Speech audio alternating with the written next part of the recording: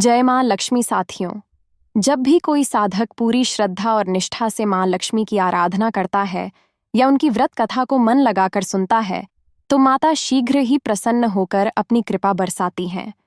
यह कथा विशेष रूप से उन लोगों के लिए कल्याणकारी मानी जाती है जिनके जीवन में धन की कमी हमेशा बनी रहती है, या जिनके पास धन आता तो है लेकिन टिकता नहीं।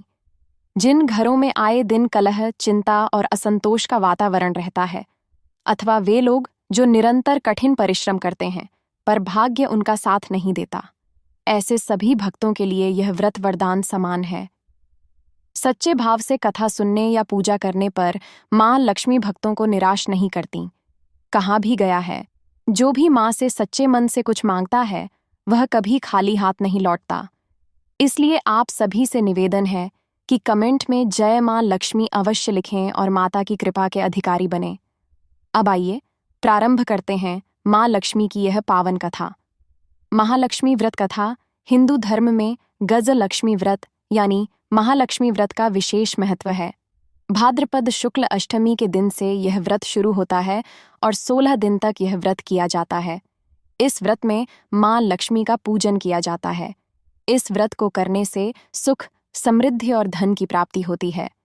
इस व्रत से जुड़ी कई तरह की लोक कथाएं हैं, लेकिन कुछ कथाएं काफी प्रचलित हैं। महाभारत काल के दौरान एक बार महर्षि वेदव्यास जी ने हस्तिनापुर का भ्रमण किया। महाराज धृतराष्ट्र ने उन्हें अपने राजमहल में पधारने का आमंत्रण दिया। रानी गांधारी और रानी कुंती ने मुनि वेदव्यास से पूछा कि हे मुनि, आप बताएं कि हमारे राज्य में धन की देवी मां लक्ष्मी और सुख समृद्धि कैसे बनी रहे। यह सुनकर वेदव्यास जी ने कहा कि यदि आप अपने राज्य में सुख समृद्धि चाहते हैं तो प्रतिवर्ष अश्विनी कृष्ण अष्टमी को विधिवत श्री महालक्ष्मी का व्रत करें। मुनि की बात सुनकर कुंती और गांधारी दोनों ने महालक्ष्मी व्रत करने का संकल्प लिया।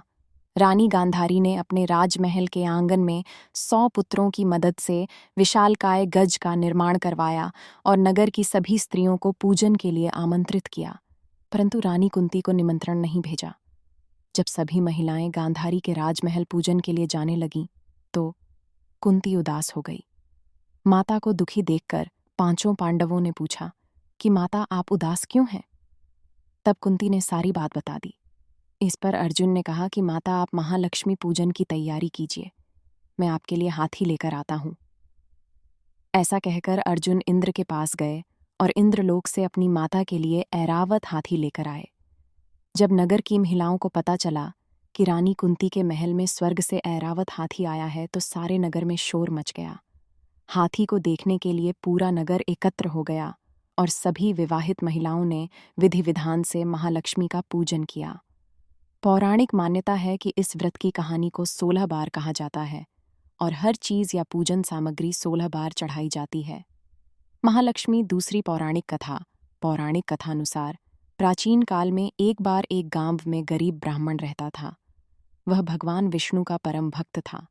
एक दिन उसकी भक्ति से खुश होकर भगवान विष्णु ने उसे दर्शन दिए और मनचाहा वरदान मांगने को कहा। ब्राह्मण ने कहा कि उसके घर में हमेशा लक्ष्मी का वास हो। इस इच्छा को जानने के बाद विष्णु जी ने कहा कि उसे लक्ष्मी तो प्राप्त हो सकती है, लेकिन उसके लिए उसे थोड़ा प्रयत्न करना होगा। भगवान विष्णु ने कहा कि मंदिर के सामने एक स्त्री रोज आती है और यहाँ आकर उपले पाटती है। तुम बस अपने घर उन्हें आने का निमंत्रण देना। वह स्त्री ही देवी मां लक्ष्मी है। अगर वह स्त्री तुम्हारे घर आती है तो तुम्हारा घर धन धान्य से भर जाएगा। इतना कहकर भगवान विष्णु अदृश्य हो गए। अगले दिन सुबह 4 बजे ब्राह्मण मंदिर के सामने बैठ गया और जब धन की देवी मां लक्ष्मी उपले पाटने आईं तो ब्राह्मण ने उन्हें अपने घर में आने का निवेदन किया। ब्राह्मण के वक्तव्य को सुनकर लक्ष्मी जी समझ गईं कि ये सब विष्णु जी का किया धराया है। माता लक्ष्मी ने कहा कि तुम 16 दिन तक महालक्ष्मी व्रत को विधिपूर्वक करो और रात दिन चंद्रमा को अर्घ्य दो, तो मैं तुम्हारे घर आऊंगी। देवी के कहे अनुसार ब्राह्मण ने देवी का व्रत एवं पूजन किया और उत्तर की दिशा की ओर मुख करके लक्ष्मी जी को पुकारा। अपने वचन को पूरा करने के लिए धन की देवी प्रकट हुईं और उन्होंने गरीब ब्राह्मण के हर कष्ट को दूर किया और उसके घर को सुख संपत्ति से भर दिया। महालक्ष्मी तीसरी पौराणिक कथा। पौराणिक कथानुसार एक बार भगवान विष्णु मृत्युलोक यानी भूलोक में गमन करने के लिए निकल पड़े। माता लक्ष्मी ने भी निवेदन किया कि वह भी उनके साथ आना चाहती हैं। भगवान विष्णु उनके स्वभाव से परिचित थे, इसलिए पहले ही उन्हें आगाह किया कि मैं आपको एक ही शर्त पर साथ लेकर चल सकता हूं। माता लक्ष्मी मन ही मन बहुत खुश हुई कि चलो सशर्त ही सही, भगवान साथ ले जाने के लिए तो माने। माता फटाक से बोली, मुझे सारी शर्तें मंजूर हैं। भगवान विष्णु ने कहा, जो मैं कहूं, जैसा मैं कहूं, आपको वैसा ही करना होगा। माता बोली, ठीक है, आप जैसा कहेंगे मैं वैसा ही करूंगी। दोनों भूलोक पर आकर विचरण करने लगे। एक जगह रुककर श्री हरि ने माता से कहा कि मैं दक्षिण दिशा की तरफ जा रहा हूं, आपको यहीं पर मेरा इंतजार करना होगा। ये कहकर भगवान विष्णु दक्षिण दिशा की तरफ बढ़ गए। अब माता को जिज्ञासा हुई कि दक्षिण दिशा में ऐसा क्या है जो भगवान मुझे वहां नहीं ले जाना चाहते। माता का स्वभाव तो वैसे भी चंचल ही माना जाता है। उनसे वहां पर ज्यादा देर नहीं रुका गया और वे भगवान विष्णु की तरफ ही बढ़ने लगीं। आगे जाकर माता को सरसों का खेत दिखाई दिया।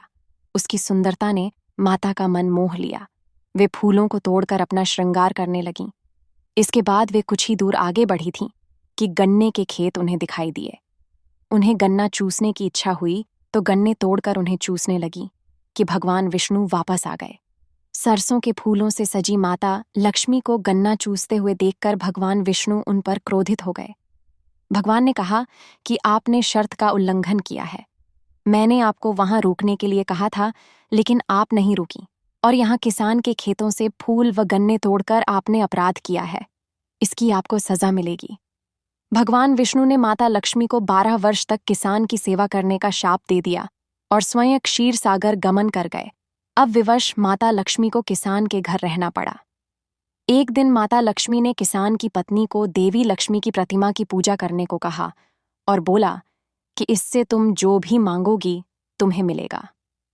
कृषक की पत्नी ने वैसा ही किया। कुछ ही दिनों में उनका घर धन धान्य से पूर्ण हो गया। हंसी खुशी समृद्धि में 12 साल का समय बीत गया। जब भगवान विष्णु माता लक्ष्मी को लेने के लिए आए तो किसान ने माता को न जाने देने का हठ किया। इस पर माता लक्ष्मी ने कहा कि कार्तिक कृष्ण पक्ष की 13 की दिन यदि वह विधिपूर्वक मेरी पूजा करे तो वह उसके घर से नहीं जाएंगी, लेकिन वह इस दौरान उन्हें दिखाई नहीं देंगी। वह एक कलश की स्थापना करे और उसमें कुछ धन रखे, यानी धन ही लक्ष्मी का रूप होगा। इस प्रकार 13 के दिन किसान ने माता के बताए अनुसार ही पूजा कर कलश स्थापना की और किसान का घर धन धान्य से पूर्ण रहने लगा। तब से लेकर आज तक धनतेरस पर माता लक्ष्मी की पूजा करने की परंपरा भी चली आ रही है। तो प्रेम से बोलिए, लक्ष्मी माता की जय, सभी देवी देवताओं की जय। साथियों, माँ लक्ष्मी की पावन व्रत कथा और दिव्य वाणी का यह विशेष प्रसंग यहीं समाप्त होता है। हमारी प्रार्थना है कि माता लक्ष्मी की कृपा आप सभी पर सदैव बनी रहे। आपके जीवन में सुख, शांति, समृद्धि और सकारात्मक ऊर्जा का निरंतर संचार होता रहे। यह शुभ अवसर केवल भक्ति भाव को ही जागृत नहीं करता, बल्कि जीवन में एकता, प्रेम और विश्वास का संदेश भी देता है। माँ लक्ष्मी की कथा को मन से सुनने और अनुभव करने के लिए आप सभी का हृदय से आभार। कृपया अपने विचार और अनुभव कमेंट्स में अवश्य साझा करें और जय माँ लक्ष्मी लिखना न भूलें। आपके कमेंट्स न केवल आपको आध्यात्मिक प्रेरणा देंगे, बल्कि अन्य भक्तों के लिए भी श्रद्धा और भक्ति का मार्ग बनेंगे। जय माँ लक्ष्मी, जय कुबेर देव। अगर आपको यह कथा पसंद आई हो तो वीडियो को लाइक, शेयर और हमारे चैनल अनबॉक्स सनातन को सब्सक्राइब करना ना भूलें। मिलते हैं अगले की दिव्य कथा में। जय श्री कृष्ण।